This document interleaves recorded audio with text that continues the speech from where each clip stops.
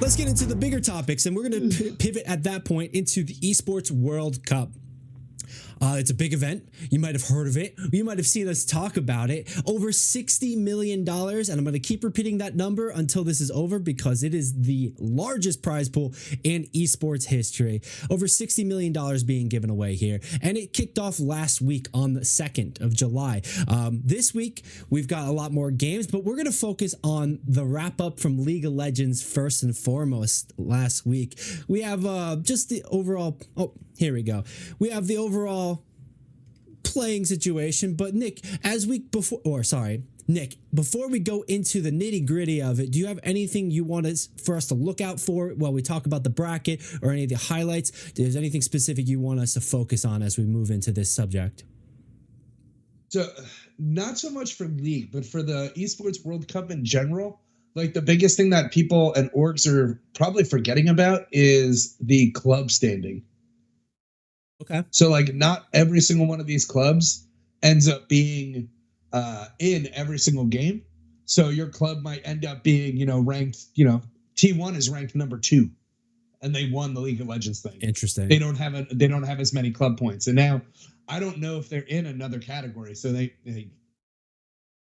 they're probably not going to get anything else out of this tournament, but like Team Falcons is top. Yeah. And I think Team Falcons is competing in like a handful of different games, at least 4 or 5, I think.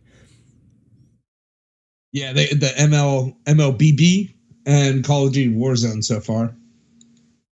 Yeah, and they did pretty well. This club championship, they're competing on this level for extra prize money going directly to the organization. So there's a lot of multiple tiers, a lot of levels to this. Nick, I sent you that clip about their trophy. We don't have enough time to even get into that now, but it is ridiculous. And yeah, we go over the trophy when the fighting games happen.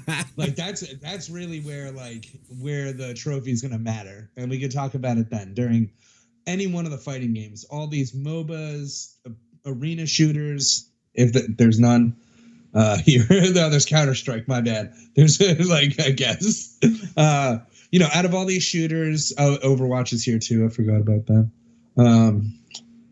But MOBAs, all these other games, the sports games and stuff like that, it probably doesn't matter except for maybe fighting games, the RTSs like StarCraft, because those are like one-on-one. Any of the one-on-one games, like the trophy thing it's a big deal, dude. It's super disrespectful. And it's super personal. It's super disrespectful, bro. Yeah, it is. No, it's wild. So, but anyway, we'll talk about that when we get into something that probably matters. It doesn't really matter too much for League of Legends. Like SKT isn't talking shit. Right. I doubt they would even pick any names to put underneath their trophy, to be honest. Right. In the most disrespectful fashion. Hey, Billy here. Wanted to take a quick minute to let you know a few different things. If you enjoyed the video so far, please consider liking and subscribing. It really helps us out and it tells the algorithm to share it with more people. You can find the Esports Meta live every week on Twitch and YouTube. It's where we film the podcast or hang out, play games, and chat. If social media is more your vibe, check us out on Instagram, TikTok, Threads, or Twitter if you use Threads. Does anybody use Threads? This is a video game community that's excited to talk about esports, so jump into the conversation. Of course, you can find more videos like this here on YouTube. Just hit that subscribe button right there or there. Thanks for watching, and let's get back to the show. I think this is a good point. We just started. If you guys are enjoying the content, the energy, if you want to just give it to us for sharing the goodest boy hitting that home run, hit like, follow, subscribe, all the internet things, and check us out. Stick around for a while. We've got a lot. We want to also hear from you guys. Hit us up on our hashtags or ats or right here in the chat rooms as well. Let us know your thoughts on the conversation. And be sure to keep in touch because we've got that trophy segment coming up. We're going to be talking about that more when the fighting games kick off at the World Cup. Because it is, like Nick said, very personal. But you're right. League of Legends, it's not as big of a deal. It's not as much salt in the wound for the people winning or losing. But, it's still bittersweet because there's a lot of money on the line. So let's run this down to the standings overall and just kind of directly say it. Congratulations, T1, pulling out a first place win, netting yourself $400,000 and 1,000 club championship points. Come on, man. You're from NA. You're supposed to go like, congratulations, Team Liquid. You're not fourth. You're third. That's awesome. Eat shit, G2. Eat shit, Gen G. Just kidding. Well, no, it's like super great that like Team Liquid was able to pull out third, man. Right, and in fairness, like, it's a tied third, right? So it could be third or fourth. It's not a tied third. One's higher. One's higher. It's like your little brother saying he's taller than you or just as tall because it's only an inch difference. Like, sorry, G2, but unfortunately, you're the second third. Just throwing that out there.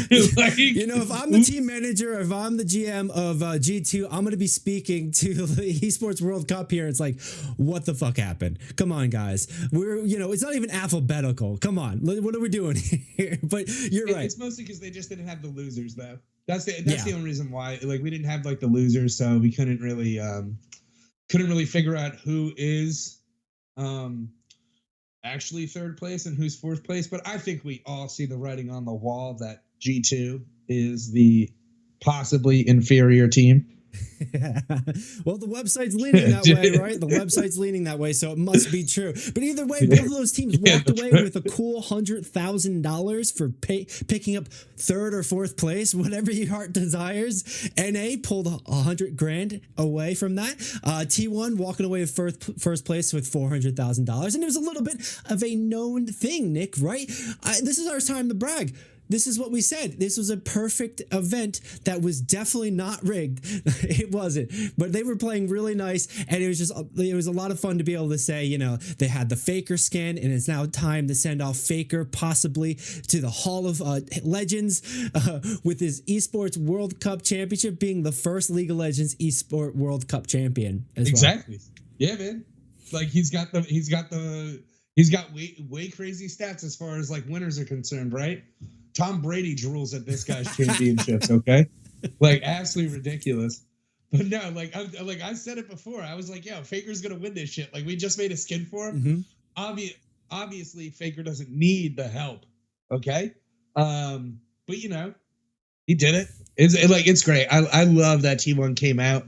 I love that Top Esports came out in second. I love it even more that, like, Team Liquid and G2 both came out at third. And, like, it would have been great if they were like 1 and 2. Oh yeah. Right? Yeah. But we can't have that. So think about it this way, like they're both walking back with that BDE, you know what I'm saying? Like they're going back to their hometown and just like, guess what, guys? Like what? Like every other team, like come on, look at Fnatic's not going to be able to talk shit. FlyQuest is going to be able to talk shit. Like so not that they really would too much about their own guys, but they've been down and out. It was super awesome. It was super exciting. But it's good to even see them get a tied fifth place, 5th through 8th, but it's still, walking away with 50 grand, which is a great prize pool for coming in 8th place or 5th place, whatever you want to call it. It means a lot, especially with the next stage coming up, and then it's going to mean a lot for when we get to the fall world tournaments. I couldn't remember the word for a second, but yeah, when we get to those playoffs and those play-ins, those brackets, that grand finals, basically, this is going to matter, and this momentum is a huge deal. Let's take a look at the momentum and how T1 took it. Was it quite as riveting as we thought with the single elimination, or was it pretty standard affair? By the looks of it, it was kind of competitive. No, dude, like Team Liquid performed relatively well overall. I mean, better than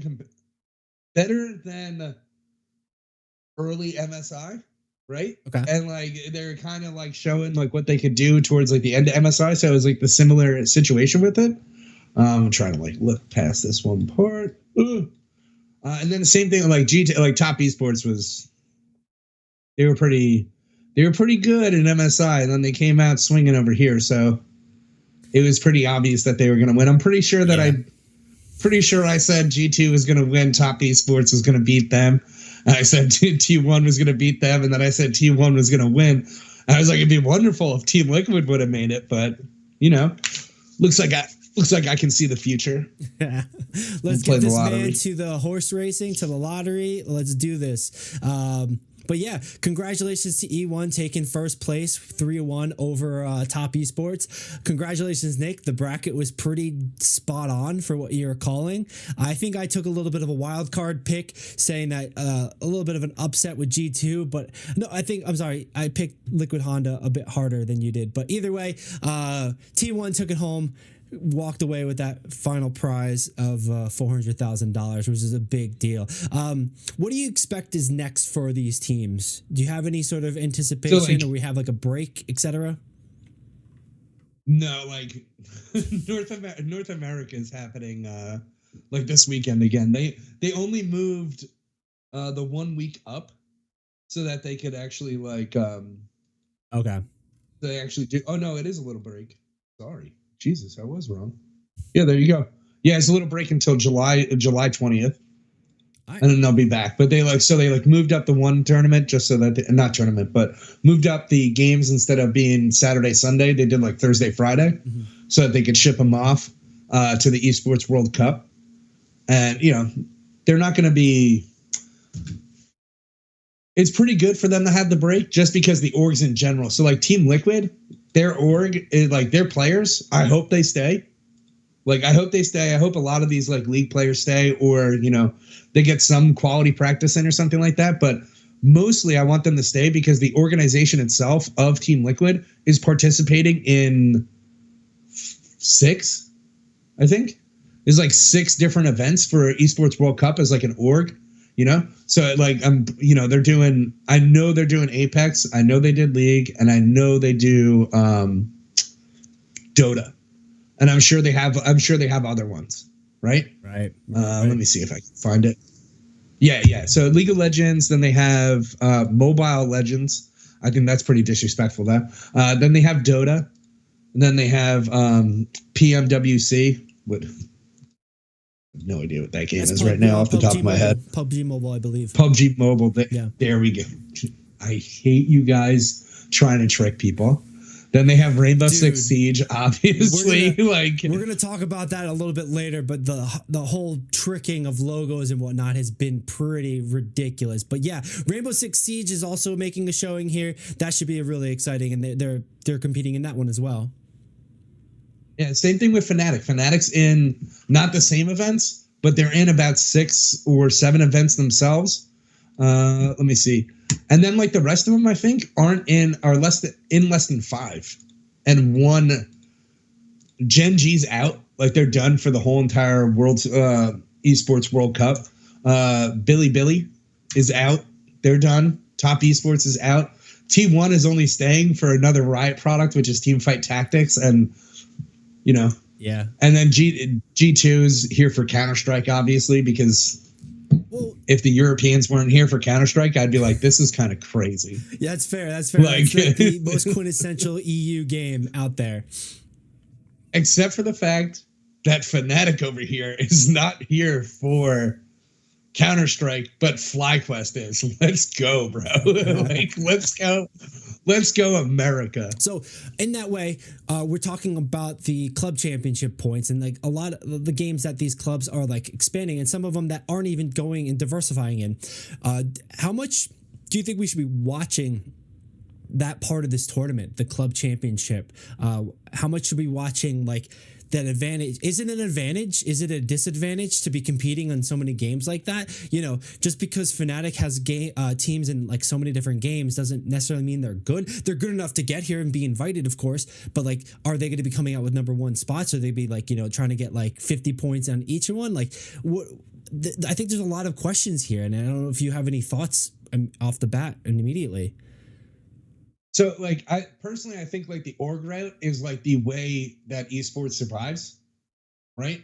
And normally, like, I would have thought it on like I used to think about it on like a smaller scale where like one person would have to play like multiple games in order to become like, you would just have a tournament where you compete as a player and play multiple things, but instead it's the organization that puts out the players. And I think that's like I think it's the way to go. I mean, it's like it gets everybody into like the same place, right? It's all as like a big event. Like, remember E3? We all like watched E3. We would still like watch E3 if like these jackass companies would stop trying to be solo artists. Yeah. But anyway, A cough, cough, Nintendo, but it's the same thing cough, with these. Cough. Nintendo's like the largest gaming company in the world at the moment. They were the first to remove themselves from E3, and then COVID happened, and then like PlayStation and Xbox were like, "Now we're good." True. I hate Nintendo. I'll play their games, but I will give them the thing that they always do their own thing, so I'll never hate them for like leaving E3. But Phil Spencer, bro. Yeah. You piece of shit. Anyway.